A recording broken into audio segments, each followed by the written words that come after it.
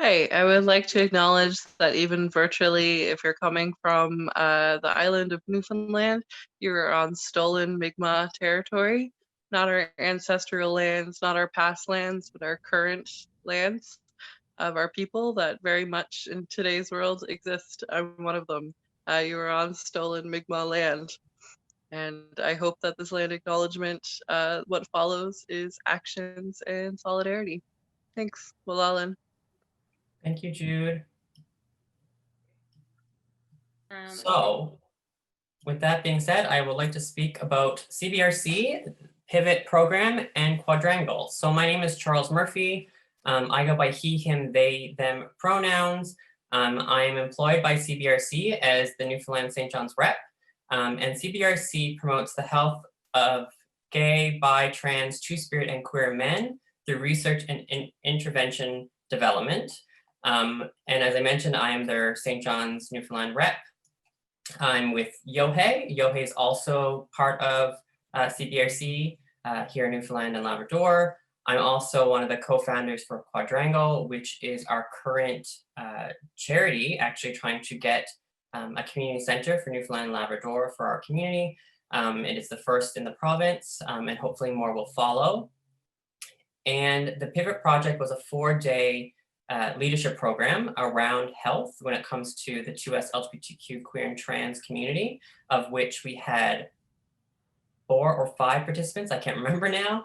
And from that intervention piece was gave birth to this lovely webinar. And so with that being said, I'm going to hand over Sex at the Kitchen Table, Uncovered Sex at the Kitchen Table, to Amnesty, one of our volunteers of the program. Hey, so I'm Amnesty. I use she, they pronouns. Either is fine.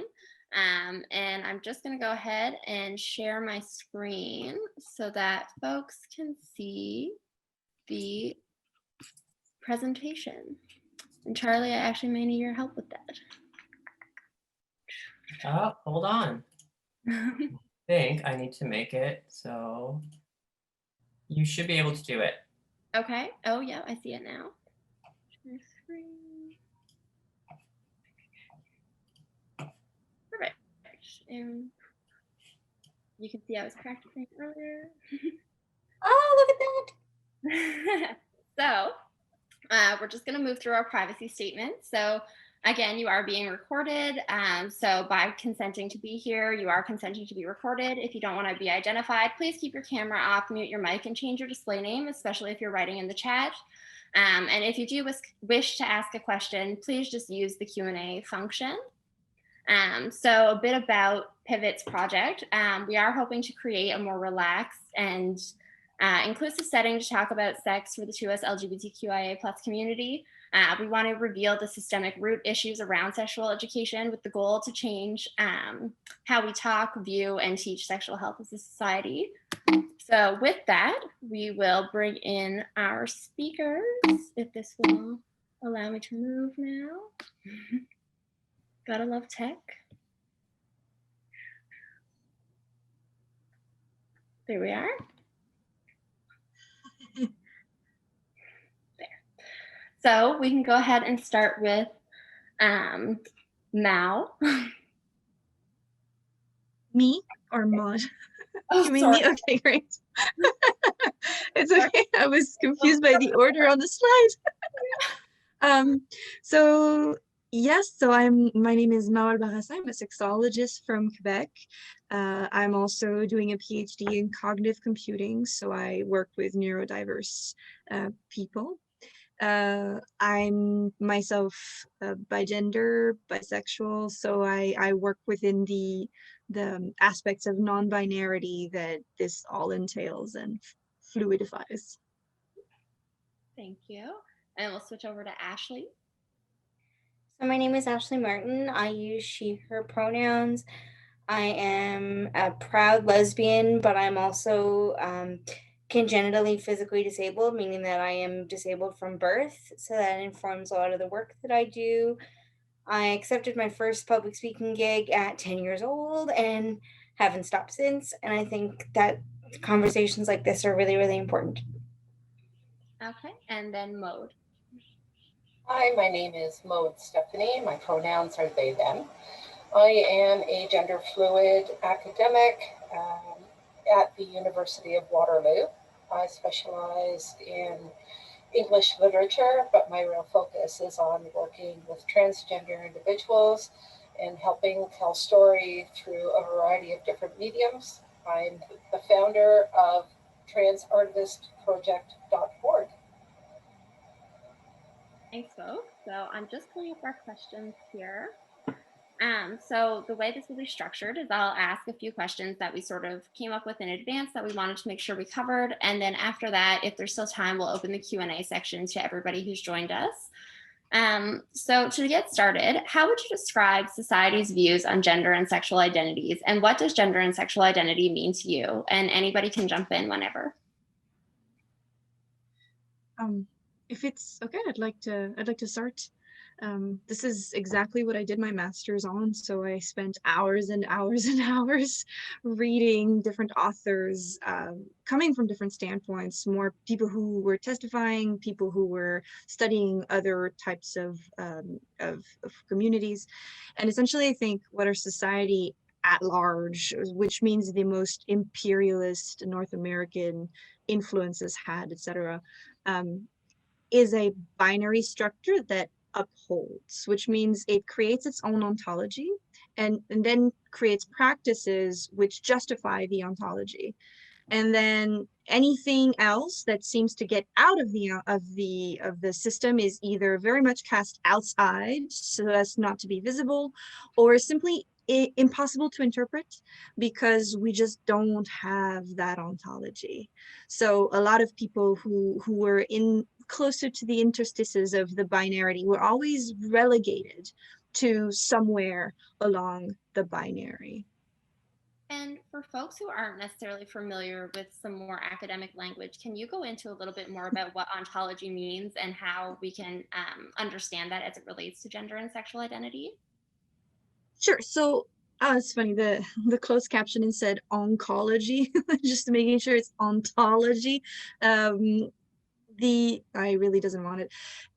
Ontology is just the way that we conceptualize reality. So how do your categories about the world match up to reality? A lot of the times we assume that these categories are real in the sense that you can actually find a material, nearly natural element of that category in the world. What actually ends up happening is that while we are cognitively bound towards certain types of categories, most of them are constructed through power dynamics in society.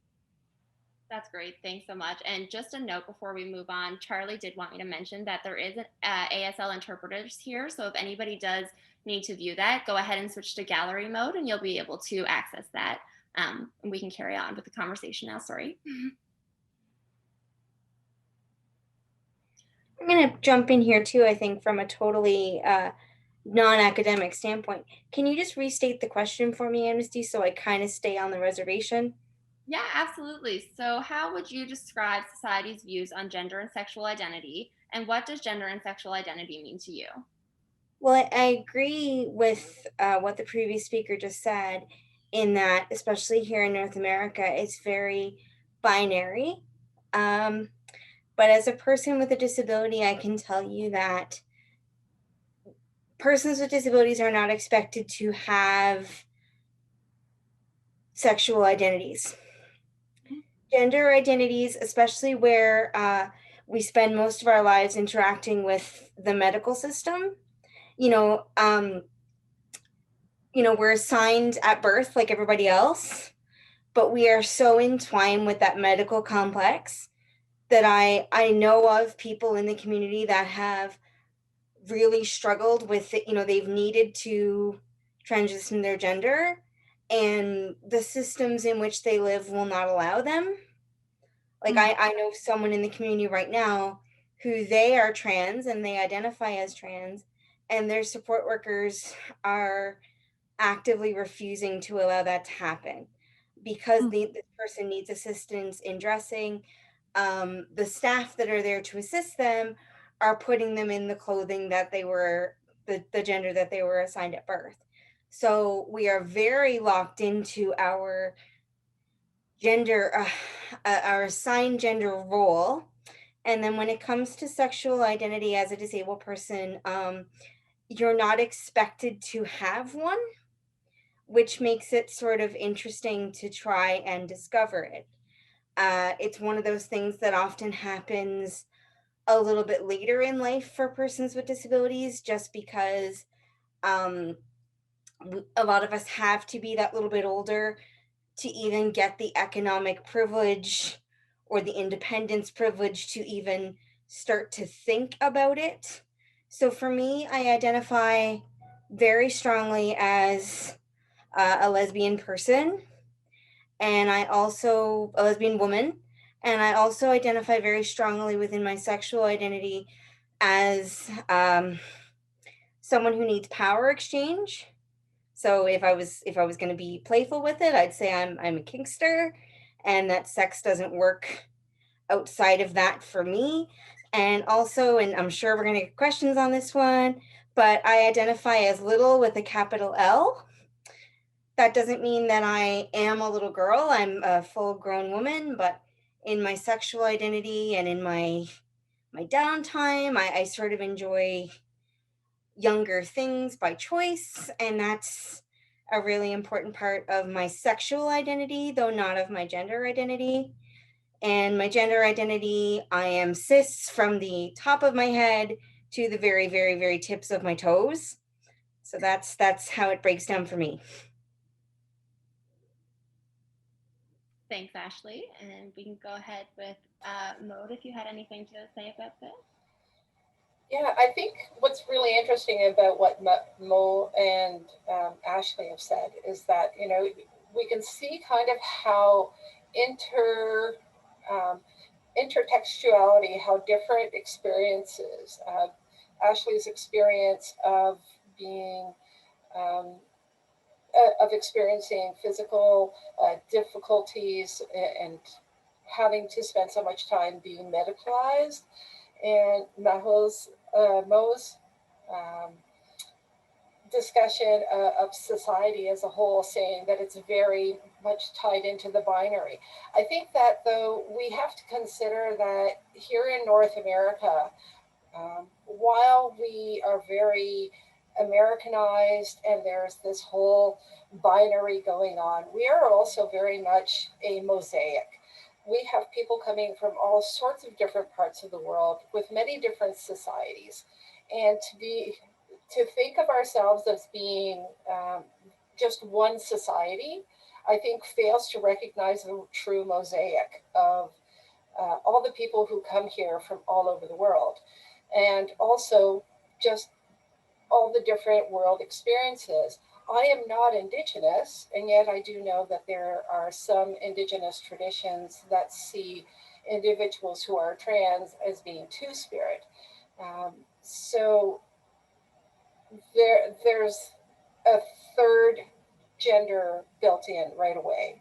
And so that identity is not something that is foreign or seen as being strange or unacceptable within that society. And it's something that we, as many settler society people, have had to work through and are being challenged with, particularly because we have been stuck, many of us, as with this binary concept. It's what I know. I was raised Roman Catholic, French Canadian, and so I'm sure anybody who has that similar background remembers being told that, you know, there are girls, there are boys, that's it. There was no in between. So in terms of my own identity and what it means to me, being gender fluid means for me that I'm in this whirlpool of gender. And sometimes I'm at the top of the pool, and sometimes I'm at the bottom, and sometimes I'm just kind of swirling in between. And I don't see myself as being necessarily all male, all female, both genders or agender. So for me, that's part of my gender identity is I'm all of that and none of that all at the same time. And in terms of my sexual identity, I am pansexual and poly. And for me, that means just that I don't care what you've got between your legs. I don't care how your chest looks. I fall in love and I have various levels of affection and attraction to individuals from their heart and their mind. And I'm not so concerned with the physical. Thank I you. wouldn't mind going back on certain of the things that were raised, which were interesting. It's important to note that it's not as accepted anymore to necessarily be two-spirit. There's been an effect of Judeo-Christianism on some communities that have made them potentially in some parts outcast, but I won't say too much more because I'm definitely not native. But you're right that there are poles here in the sense that identity is fundamentally political and it exists in a power dynamic matrix. So that means that we respond to what we're afforded and what those affordances mean in terms of self-fulfillment and resources we can acquire. Sometimes by acquiring these resources, we self-fulfill. Sometimes self-fulfillment in itself is sufficient. But like, for instance, it is true that when you are refused sexuality, when you are refused sexualness, because you're infantilized, because of your status in society, then grabbing that femininity, grabbing that masculinity is powerful. And being told that, well, gender is nothing, it doesn't exist, it's like, well, it would exist to me politically as a matter of identity. It has a purpose and it's real.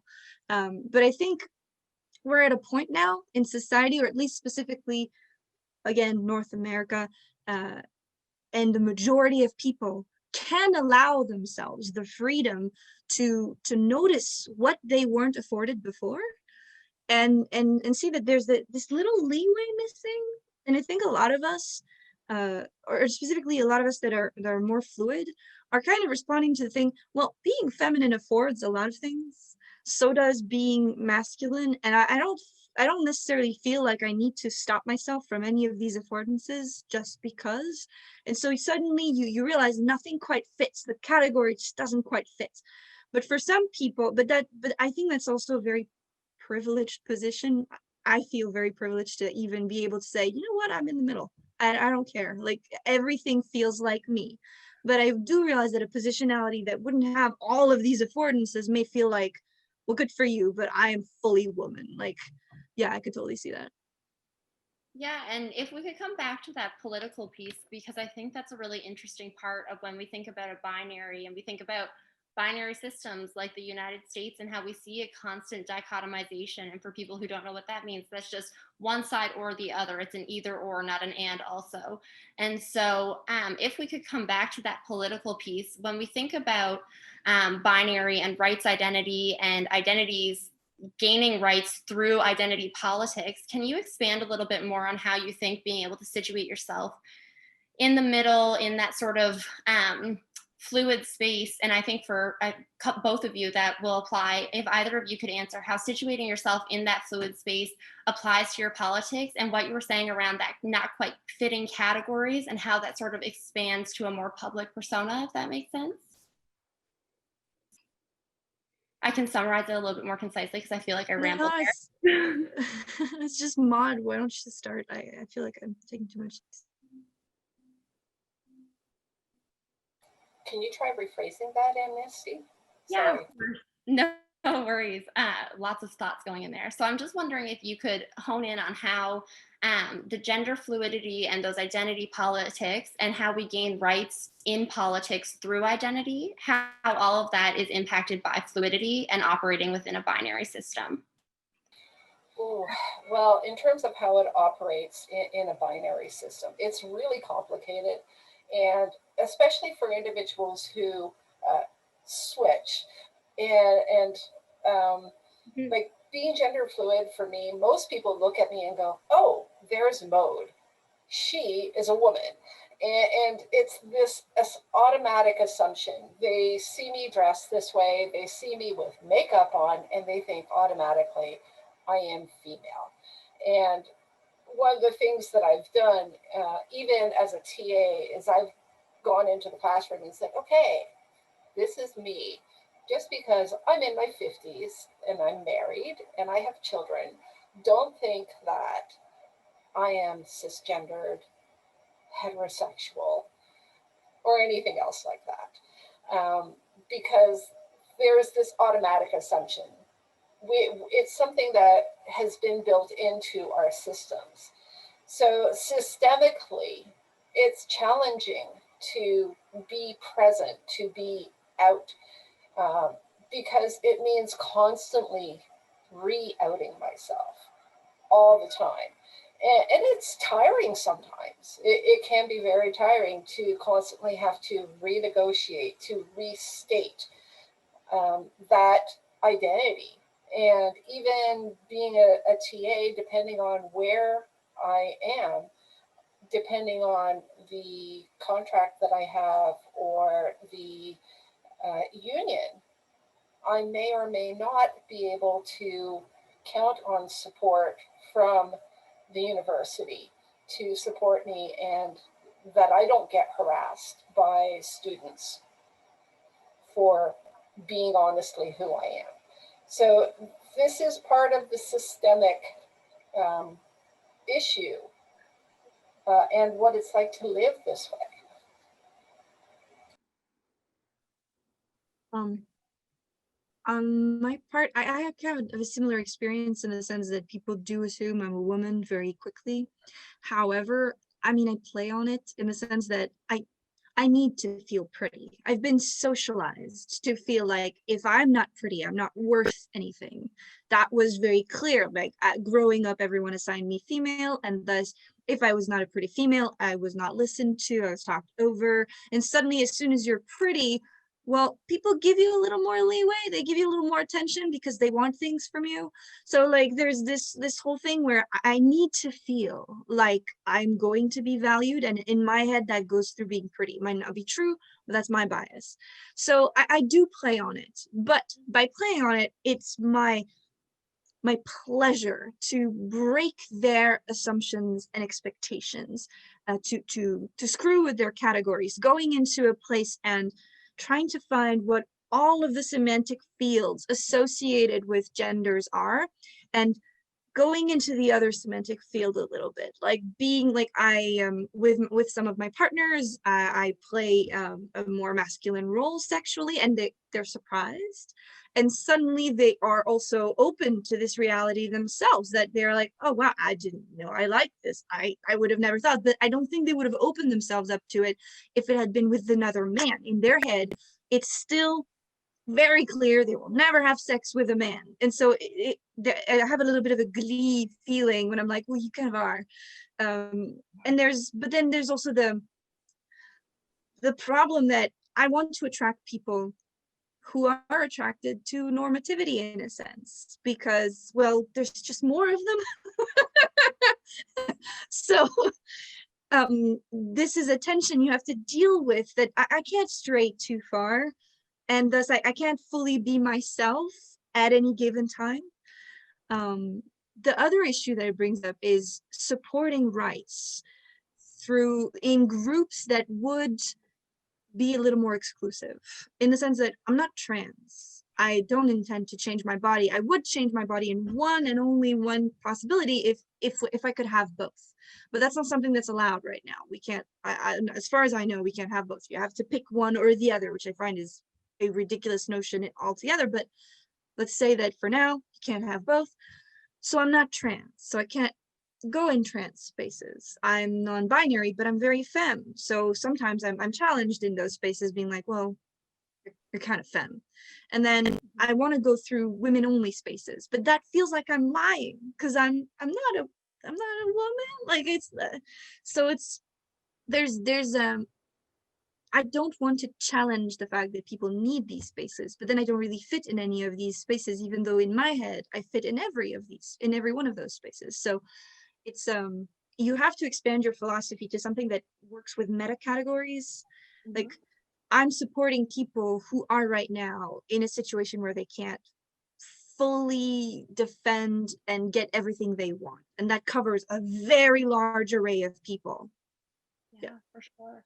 And Ashley, I think for you, you can talk about a lot of intersecting identities as well. So do you want to just talk about your experience accessing different types of communities, because you have so many different intersecting identities as well? So it's tough to access a lot of queer spaces for me, even just on a physical level, because St. John's is an old city, and wheelchair accessibility leaves so very much to be desired. It's tough for me to get to things and go to things, and I have to make a lot of noise to go to things, and I have to make a lot of noise to do a lot of things, and sometimes I just don't have the energy to make noise for queer stuff, because I already had to, like, there are people in my life who are paid to take me out of bed in the morning. I already had to deal with all that, and then I don't necessarily have the energy to fight in queer spaces for, like, the physical space to get in the room. Like, you guys can see me, I'm a little bit bigger than society's ideal for a feminine person, and then I'm in a very large motorized wheelchair, which affords me a lot of freedom, but has very specific accessibility requirements.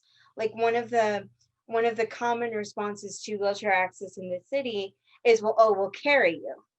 No, you're not going to, because my chair is 400 pounds without me in it. So no, you're not going to. And I think about what you said, or what was said earlier, about we gain rights through identities. And when I was a very medicalized disabled child, I was expected to be very mature all the time. I was expected to accept that there were places that I couldn't go, and things I couldn't do, and things that had to be done to my body. So as much, and I'm talking about medical procedures here, just, I don't want to trigger anybody. So maybe, I mean, as much as it being little and being power exchangey in my sex life is part of my identity, maybe it was grabbing the pieces that I didn't get to have. Like, one of the things I often say in my life as I've entered my 30s is, well, they're staring anyway. Because I'm in a wheelchair, I'm moving on wheels through a very bipedal world. So years ago, somebody probably would have told me that I couldn't have a frozen backpack on my wheelchair, because it would make people think that I was intellectually disabled when I'm not. And it was very important within my family and to me that people not make that assumption about me. So probably 20 years ago, I would have been told, I don't care how much you love Frozen and identify with Elsa, you can't go in public with a frozen backpack on your chair. People will think you are intellectually disabled. I'm 34 now. Behold the field in which I grow my Fs. There is a frozen backpack on my wheelchair. The first wheelchair I ever bought for myself, selected for myself, was black. It was like, don't look at me, just allow me to exist in this space. The two subsequent wheelchairs, because you change every 5 years or so, have been the brightest shade of pink I could muster. Nice. I'm here. It's not I'm here, I'm queer, get used to it. It's just I'm here, get used to it. Yeah, for sure. Thank you for that. So I just want to switch gears a little bit and think about education, because I think accessing education is so important when we talk about sexual identity, gender identity, all of those things. And I know for myself, I didn't have access to this type of education for a long time. And so, of course, I was academically educated, but didn't come out until I was halfway through my master's and was like, oh my God, I have options. So if we could just take a moment to talk about accessing education and what that means for folks. And more specifically, I'll read you a thought out question that somebody else wrote. What can we do to change our education to allow more inclusive talks around gender and sexuality to happen? I'd like to jump in if I can. I think one of the first things that we need to do is start thinking of children as being curious. And if we approach education about sex and our bodies and body identity with that same curiosity and without shame, I think that's the first step. Children are always going to look at themselves. They're going to point at, like, infants will look at themselves and they'll go, ooh, what do I have here? Or I have this, do you have that? You know, this is something that's very normal. And when they start school, this is part of what's also normal. At the same time, you know, I know that there are concerns about, you know, abuse. And there, of course, there are ways to deal with that in a way that there is safety. But part of the whole sexual discussion can be things like, you know, these are my private parts. Those are your private parts. Stay out of my zone, that kind of thing. And understanding, starting that whole discussion young, rather than waiting until they're in grades 6, 7, or 9 to discuss anything like this, I think really does a disservice to children. I came out as being gender fluid more recently. And part of that is because when I was growing up, I didn't have the words for how I felt.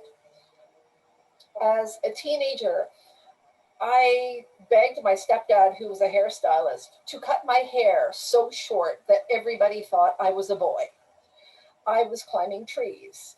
I was like playing dirt bike, football, hockey, you name it, because that was how I felt in my body. And I go through periods where it's like, okay, I want to color my hair. I've got purple now. I love it. Or some days I really want to put on makeup, and some days it's just like, put on my track pants and off I go. Like, I don't care. So I think starting with young and giving children the words to say, I feel like this, without shame, without making them feel like they are wrong for feeling the way that they do, I think is really important. And it's life affirming, which is something that is so important, especially when trans children and individuals are at such a high risk of suicide and, you know, general depression, anxiety, and all sorts of other issues. I think that's really critical. Definitely. Does anybody else want to jump in on that question? Yeah, go ahead. Yeah, unless, thanks. Oh, no, that's you. Yeah. Oh, I was sorry. So I had lots of thoughts. Like the first thought that came to my mind was this wonderful program of drag queens reading to children, which is to me absolutely marvelous. I think that should happen more. I think breaking all the categories in the sense that a man that is a man and likes women can dress with a dress, and that doesn't need to mean anything. In the same way that someone who is trans and dresses with a dress, be a woman, and that's you know, like, the ideas that we need to have is maybe you shouldn't assume, maybe you should just be yourself, maybe whatever you want to do with your body is your own problem. And I think that's the key, in the sense that we tend to see other people as fundamentally trying to tell us something. Like your expression is a challenge to ideology, and in a sense it sort of is, but the intention might not have been to be. Maybe the intention was just literally to be, you're right, I like purple today and I like my hair, and so I want my hair to be something I like.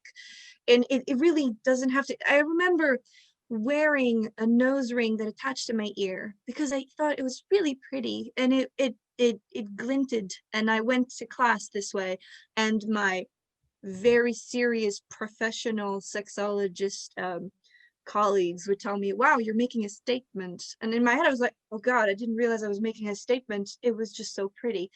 So I think language matters, the way we react to people, for children especially. If you tell someone a very small comment, they will integrate it. The children work with very few building blocks at first, so whatever you give them, they're grabbing to make more building blocks later, and they try to be logical about it roughly. So like it's really about exposure, curiosity, exploration.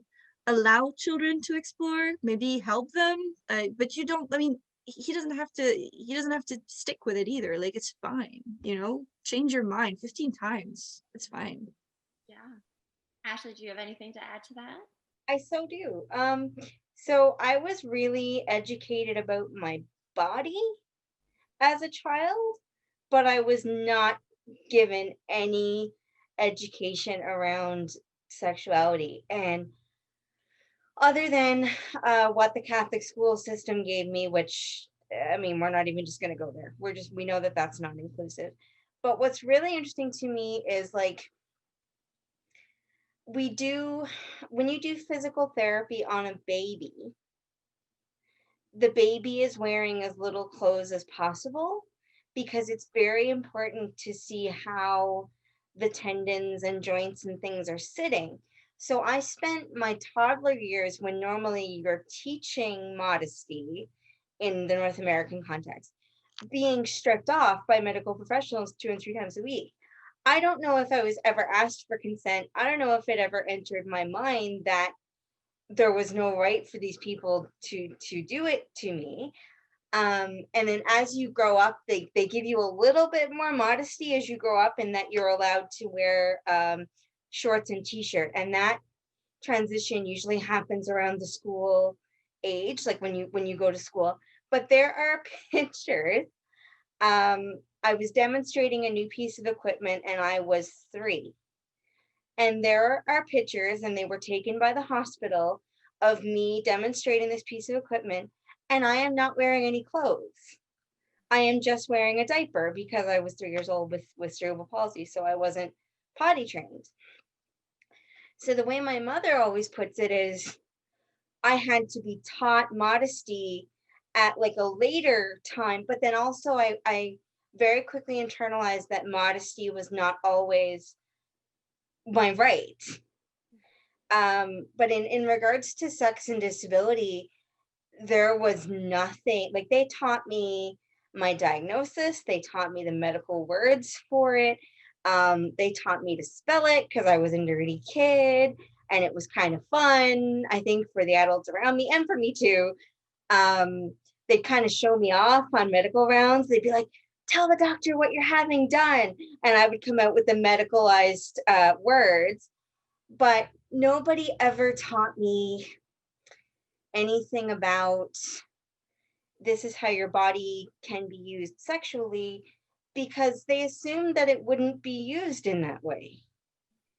And I know I assumed, I think, for a very long time that it wouldn't be used in that way. I remember being very confused when I started to menstruate, because out of all the things that had been mentioned to me, of like, this is why we have to do this procedure, and I'm fortunate enough that all of my surgeries happened when I was old enough to remember them all. The first one, I was 4 years old. So I always knew what all my scars were from, and they were always very careful to explain why I had to have X, Y, or Z done. But I remember starting to menstruate and I remember being really mad. Like, no one told me this would happen. And my mother was like, what do you mean nobody told you this would happen? It's in your health book. And I was like, yeah, but nobody told me it would happen to me.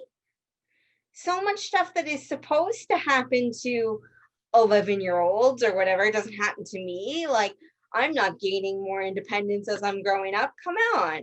What do you mean this thing happens to me too? Nothing else happened on time. How come this has to happen on time or a little bit early?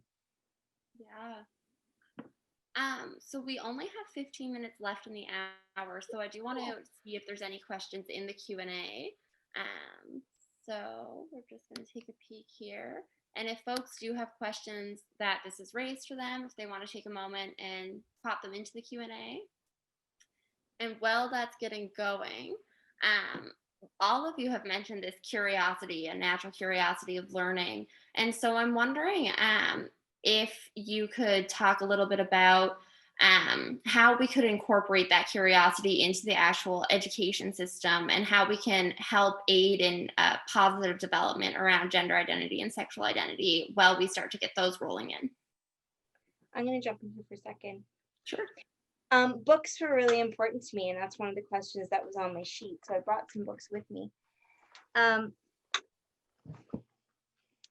first time I think I got myself was in what is now the Munsaga room, but we called it LBGT Mun when I was there.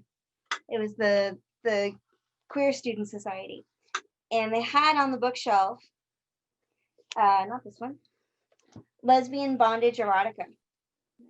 And I didn't have to check it out. I didn't have to scan a library card. I just signed my name in a book and I took it home. And when I took it home, I stored it on my bookshelf with the spine in towards the wall because my mother had free access to my bedroom because I needed assistance with things. So it's not like I could just put it in my bedroom. And I stored it spine into the wall, but in the pages, I found myself, and everybody knew that I read anyway. So I think having a really, really free access to books, and especially now with Kindles, nobody knows what's on your Kindle. So I think books don't get enough credit in the era of like YouTube videos and everything. Books have been huge. Sassafras Lowry's books are also really important to me. They are a trans author who write about little stuff and about kink stuff. And I think if I hadn't had those books, I don't think I would have had any idea who I was. So books.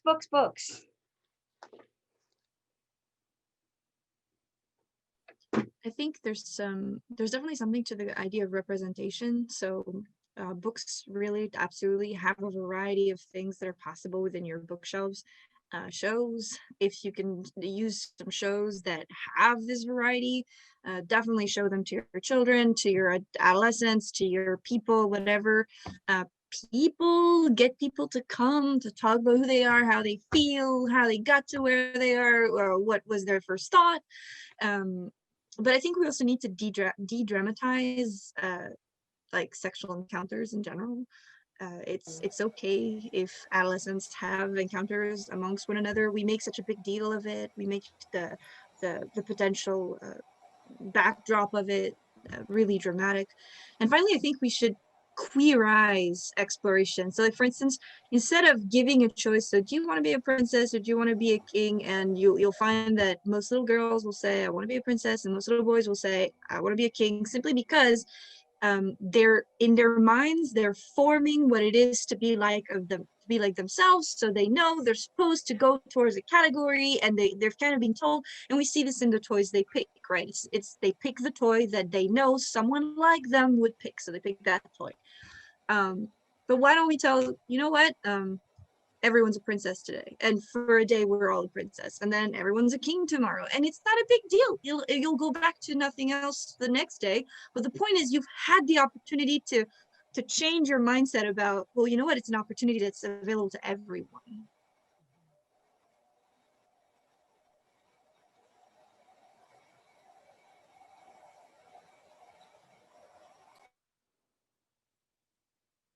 So we do have a question from the chat. So Ashley, this is a question from Jude, and they say, Ashley, you're so out and proud about how kink is part of your sexuality. What would you suggest that people that are new to the kink community do to connect for safe new learning? Ooh, I haven't had great experiences in the local community. I've had great experiences online and in books. So Kindle Unlimited has a lot of great authors, and then all that shows up on your credit card statement, if that's a concern for you, is a Kindle Unlimited subscription. And also online, like a lot of people who are marginalized in different ways, you know, at least we have access to smartphones. At least there are free Wi-Fi zones. There's free Wi-Fi zones in some of the parks now. So online and books were the biggest places for me. And then if you can find them, mentors, but I would really de-emphasize in person, which I know is hard when you're talking about sexuality, because you know sexuality often happens with more people, but I really would de-emphasize in-person community and emphasize community wherever you can find it, because if my only experience had been with the local kink community as it identifies itself, that would not have been positive for me. Thank you. And just really quick before you add, I'm just going to say we will have a kink episode coming up, so there'll be more on that, but go ahead, sorry. No, I was going to add in the same line. Essentially, I would recommend anyone who's going to start in the community to take some workshops to learn what safety means, to learn what the safe words are, to learn what the ideology is, because there's a lot of people who think they're doing kink, but really they're doing abuse with some toys. So it's like, it's good to just take a few courses, and it's fun too. Go take some courses with someone you want to play with and learn what you enjoy, and then do it at home. Like that's a fun way to start, at least. Yeah, and I'd also add to that, like in terms of looking at courses, try to do it with a place that you know has a good reputation. Like if you know that there's a local sex shop or toy store, putting that in quotations, that that has a better reputation as opposed to one that's like just hardcore porn, then choosing the right place is going to give you a better experience and something more aligned with what you're looking for. If you're looking for something really hardcore, well, maybe going, I'm in Ontario, and I know some people will go to Toronto for some of the various kink clubs. So, choose wisely and ask your friends, because chances are if you're into it and you've got other friends who have similar interests, one of them is probably going to be able to say, oh yeah, you got to check out this place with me, come with me. Definitely. And I'm just looking for another question here. So why do you folks think some people have such a difficult time believing in anything outside of the binary? I really think it comes down to our socialization. We are so often told that there are just two genders. And part of that is, here in North America, we've got everything is medicalized. We're born and in a hospital, and a doctor looks between our legs and says, girl or boy, and that's it. And the fact of the matter is that there are more intersex people than we would believe. As I was doing a little bit of reading this week and realized, 0.1% of our population, maybe up to 0.3% of our population is intersex medically. And there's probably a lot more leeway than you think. And that's simply because there's such a variability in the way that our genitals are. Put 100 women or women in one room and put 100 men in another room and ask everybody to drop their drawers, and you're going to see some very major differences in terms of how our genitalia look. So these binaries are really, they're an invention, and it's something that really came about 150 some years ago. So we really need to stop in the first place and stop saying, okay, you either have male or female genitals. How about we all have genitals? Okay. And then the other part is that, you know, we've been educated all through our life. I'm in my 50s. I remember being told, you know, it's either XX or XY chromosomes. Now scientists have started saying, oh, actually, there are 6 sexes for the human body that are identifiable. Things like fungi have over 1,000. Like, wow, it must be one hell of a party. So I think that's really where we have to start saying to ourselves, wow, there's a lot more out there than I know personally. And what I see on the outside is not necessarily what's going on the inside. And develop that curiosity rather than assuming. That's where I think we need to go with that. I also want to just say, I think sometimes it's not maliciousness and it's not even socialization. I think some people truly are cisgender, and because they're not in contact with different communities, they can't then conceive of things beyond themselves. Like, if you feel like the gender that you were assigned at birth and you're not in contact with people who don't, I can see how it would be, as someone who feels very cisgender within themselves, I can see where it would be like, what do you mean there's 6? What do you mean there's an infinite spectrum? What do you mean there can be both? Because people fundamentally are self-centered, and we fundamentally build our world with our building blocks, like Maude said earlier. So if all your building blocks are cisgender and cisgender people, I can see it being really difficult to conceive of other blocks. Yeah, and there's definitely a sense in which you don't necessarily want to change your worldview unless it becomes a difficult worldview for yourself. So if you start being in trouble in your community, then maybe you'll start challenging what the community says. But if it works for you, you try to confirm it as much as possible. So there's an illegibility of others as well. Just like, as we said, like Maude and I are femme passing. So it's like, no, you're just saying that you're a woman, or like, you know, like there's going to be a difficulty trying to be like, I can't reconceptualize this. You fit in the categories I have. There's no reason I would challenge my worldview. Thanks, folks. So we have about 5 minutes left. So I just want to take this time to get you to say anything that you just really wanted to address before you came in today, and just sort of get people's closing remarks about this topic.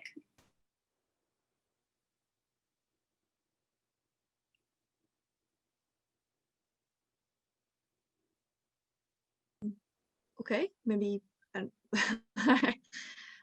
think we have to learn to have compassion within our communities, because I'm noticing flare-ups, a lot of them that are very fueled by social media, which are themselves a desynchronized way to communicate. So a lot of things that are said echo a long time because, you know, if you say them out loud, it's gone, right? But if you write them, or if there's a record, people can see it and see it and see it, and then you can see who agrees with you a lot, because there's like, so there's this acumen of momentum of social realization. And so I think we need to work on having compassion for people who are a bit different than us, even sometimes in the way they conceptualize an ideology that is the same as ours, essentially. So like, for instance, my non-binarity is not a challenge to someone's cisgenderedness. It's just my reality that I live. However they need to conceptualize it is fine, so long as they don't tell me how to be. And I think that's really something that we need to hammer down in people. Yeah, I think in addition to the compassion, it's important that we be open and develop an openness and keep that curiosity of our childhood to be able to look at the world and say, what's going on? Oh, so you're not female? Okay. So what do you mean by that? And to ask questions, and also to ask others, like Ashley, for example. Wow, so you're into kink. Well, what kind? Like, tell me more about that. And really continuing to develop a curiosity. I think we all get really comfortable in who we are and where we're at, and trying to find other people like us, which is great. But at the same time, also welcoming others and making space for each other. I think that's equally important.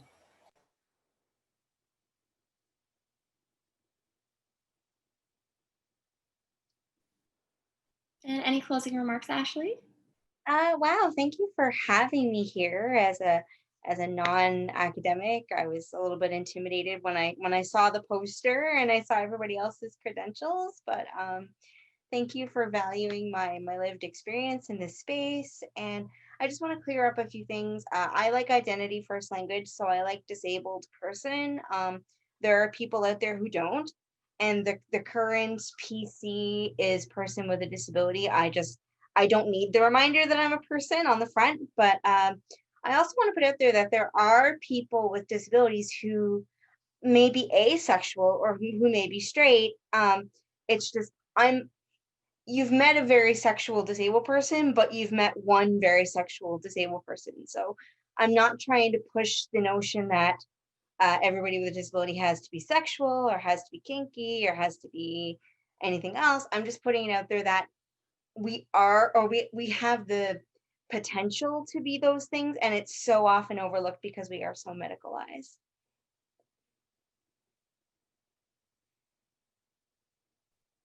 Thank you. So just going to bring up Charlie Murphy now. We're hitting the 7 o'clock mark, so I know he just wanted to say some closing remarks. Hi, everyone. So thank you all for coming. This was a really interesting topic and discussion. I'm sure, as everyone knows, when we're in the community, we hear a lot of this stuff over and over again, and we're kind of like, of course, this makes complete sense to us. But even I found myself really engaged in this conversation, and I thought there was some really cool points that we were able to kind of pull out, and hopefully everyone that was listening, whether they're in the community or not, will be able to take something away from this talk and continue this conversation away from our kitchen table and out in the greater community. So I just want to thank all of our speakers. You guys did a wonderful job, and I really, really appreciate you taking the time to be with us tonight. I'd like to thank Jude for doing our land acknowledgement. It's really important to us to make sure that we are honoring individuals in the 2S community when we do these things, as well as the land that we are on. So thank you so much, Jude. And as well as our ASL interpreters, who have made this super accessible. And we are so happy that we can have you here for tonight and for the next 6 episodes of this lovely community conversation. And just to let everyone know, our next one is November 14th. And it's all about coming out. So everyone has a coming out story, whether that be to your parents, your workplace, your friends, your family. But also we're going to talk about those awkward conversations. Maybe when you came out, everyone was like, I already knew, and you all had a laugh. Or maybe it was more of those awkward conversations that have left some turmoil in your life. And we're going to talk about that too. So please come back and join us on November 14th for Coming Out with the lovely team of Uncovered Sex at the Kitchen Table. And I'll leave that, and I'll thank you all for coming, and have a great evening.